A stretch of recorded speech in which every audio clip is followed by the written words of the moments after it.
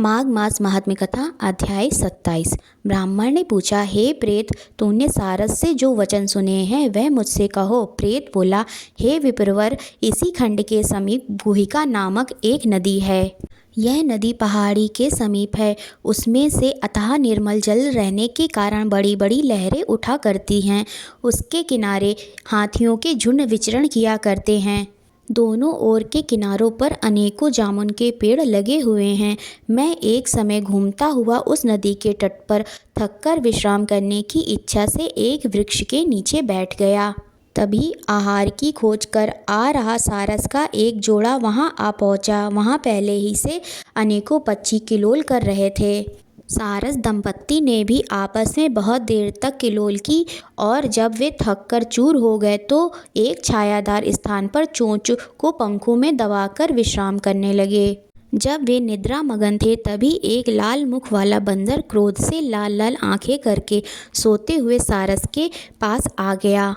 उस लंबे लंबे काले बालों वाले दुष्ट वानर ने अपनी लंबी चंचल पूंछ को चारों ओर फटकारा। उस वानर को देखते ही आसपास के पक्षी तो भय से चीखते हुए जान बचाकर भाग खड़े हुए। सारसी ने जब वानर को देखा तो वह सारस को जगाने के लिए वहां से दूर दूर भागकर शोर करने लगी।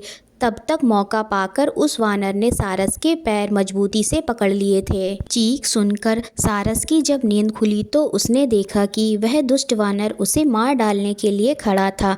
तब उस सारस ने बहुत मधुर वाणी से उस वानर से कहा, हे वानर, तुम मुझ निरपराध को क्यों मार डालने को उतारू हो?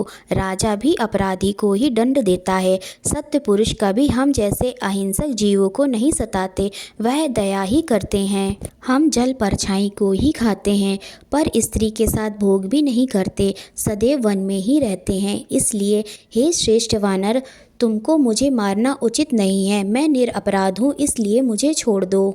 मैं तुम्हारे पूर्व जन्म के वृत्तांत से परिचित हूँ। उस वानर ने सारस के वचन सुनकर उसे छोड़ते हुए कहा, हे सारस, मैं वन में भ्रमण करने वाला वानर हूँ।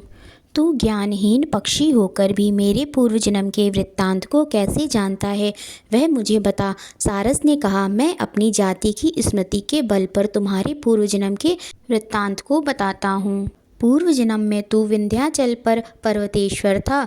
उस समय तुम्हारा कुल गुरु था। तूने विवेकहीन हो अपनी प्रजा को सताया और बहुत सा धन संचित किया था।